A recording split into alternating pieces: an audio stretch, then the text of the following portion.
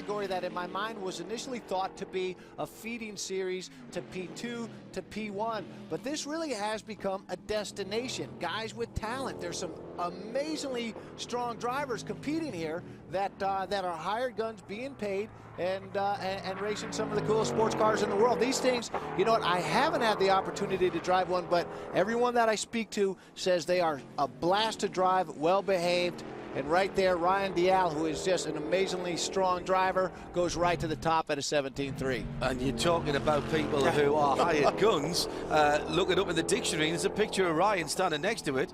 He's had a run for the championship in Grand Am. He's just been part of a championship-winning team with Starworks that won the championship in Fuji for the World Endurance Championship. And by the way, can I just say, congratulations to Peter Barron. Absolutely. That is the first FIA World Championship by an American team for 44 years. 44 years. Well done, guys. And they came out of the American Le Mans Series as well. And who's the last team?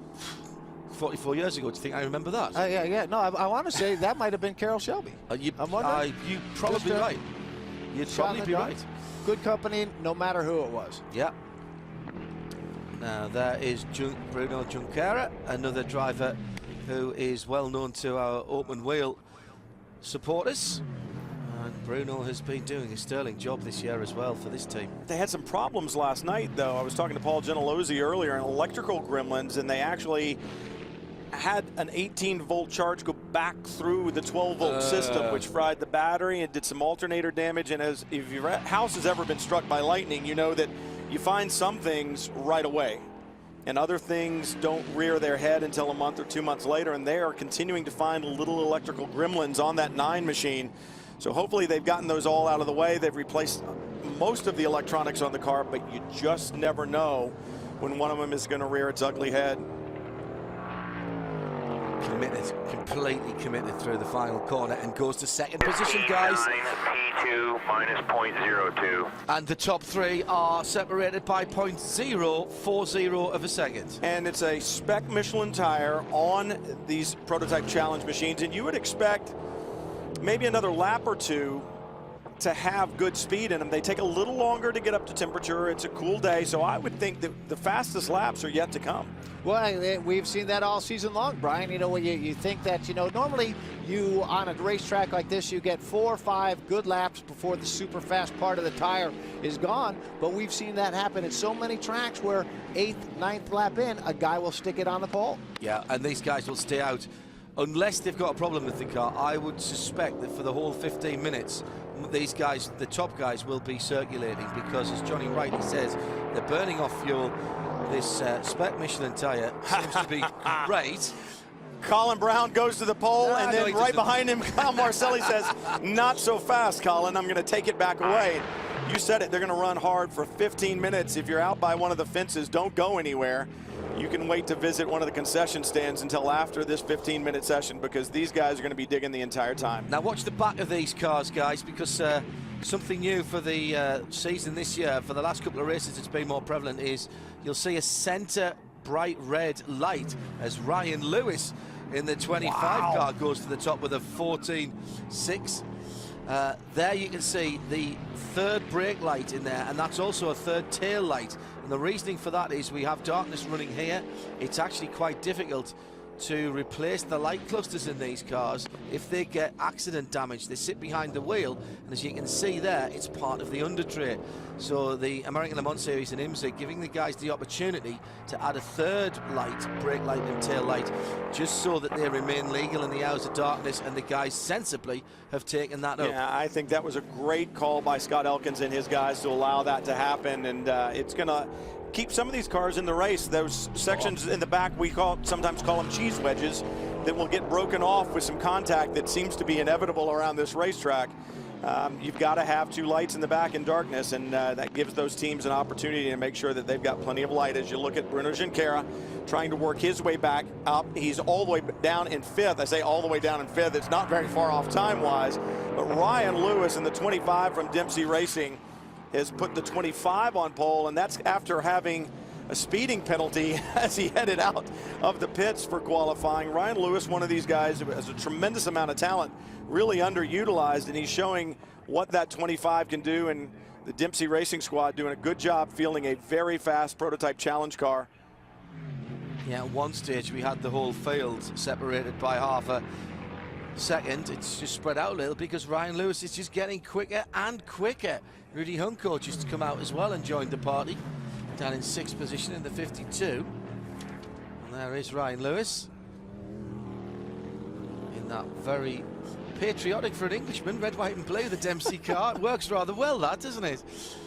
Well, he shares that car with Henri Richard and Duncan Indy, and Richard won here twice before, and actually he's looking for a hat trick. He won here in 2010 in GTC, last year in Prototype Challenge. Nothing more that he would want to do than make it a hat trick. Marino Franchitti looking for a hat trick here as well, and we'll see Marino coming up in the prototype category, our last qualifying session from here at the 15th running of Petit Le Mans, and across the line. Faster still. But Junqueiro stepped it up that lap did. to a 14.6. So you know what? It's one of those deals where maybe Junqueiro looks in his mirrors, he sees the guy there, and it gives him a little extra motivation. Yeah, we're in qualifying, but a race has broken out between those two, and it's one of those weird things. As close as it is, as these guys run, they burn off more fuel. The spec Michelin tire stays fast for a long time. So as we see the weight diminish, as the fuel burn takes hold and has an effect on the car, we'll see him go even quicker still. Yeah, I think we might get down into a 13 here, guys, for Paul, as we're coming down towards making this a legitimate session. Just half a minute or so before the 10-minute mark has been. Oh man, using those curbs on the outside, never a good thing. Cars generally don't like that. Marcelli bringing it closer, 1/10 of a second back. Not even that. that. 300s. Yeah. Wow, Marcelli really digging these guys well underneath the qualifying from last year. The pole position last year in the prototype challenge category, I believe, was 15.6. Think about that and you go, man, these guys are really flying. Everybody's talking about Lewis goes down to 14. lap. Unbelievable. This is exactly what we were talking about, and this will continue. This will continue right to the end of the session. Fantastic to see. 14.8, I think, was the pole last year, but Ryan Lewis, you know, he loves this racetrack. Remember last year, he won the race here on the very last lap. Yeah. And that is the same. Oh, Lewis gets sideways coming off turn 5 over the brow into 6, and he's now right up behind Junqueira. He actually might have timed this just right, Johnny, because if he doesn't lose time in 7, he will get a toll from Junqueira on the first part of that long run through 8 and 9 and down towards 10. And that's what he's trying to do. You saw him lock up going into turn 7, carrying a lot of momentum into that corner, but he did not lose his line that much, whether or not, though, he's going to get a big enough tow to try to move inside Junqueira. It's not going to happen this lap. Now, will he be slowed down by Junqueira? Junqueira is battling through as Kyle Marcelli goes to a 14.0. It's going to be a 13 to take Paul, guys. We told you not to walk away from the fence, and we've seen this from Kyle Marcelli before.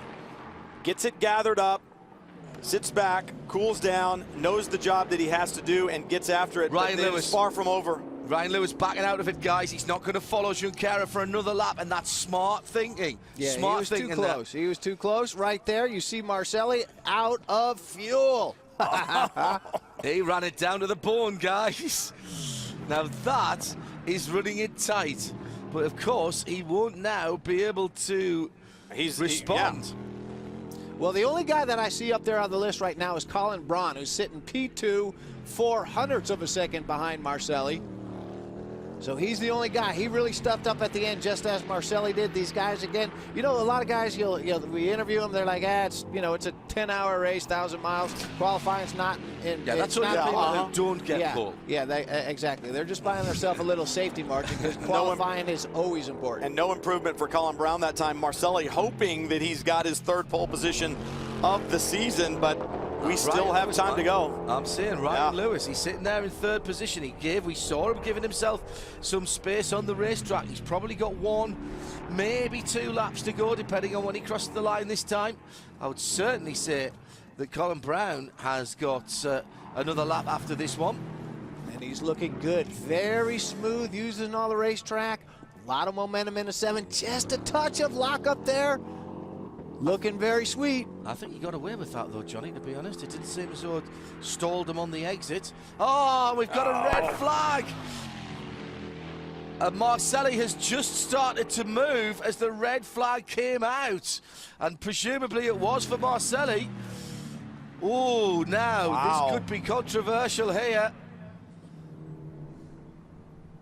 Is that a bit of Schumacher at Monaco going on there? Marcelli gets pole, parks the car, stalls the session, and then restarts the car. I think there may be some harsh words there. I really do. Well, and we don't know what the situation is with the 8. The red flag, or was that the reason for the red flag? If it was, you know, Carl Marcelli's going, ha. You still have to be impressed. We're being told that was the cause of the red flag, but you've got to be impressed with what these guys have done today. Marcelli with a 14 flat is... You know what? I got to tell you, I wouldn't have thrown a red flag for that. He was not in a bad position.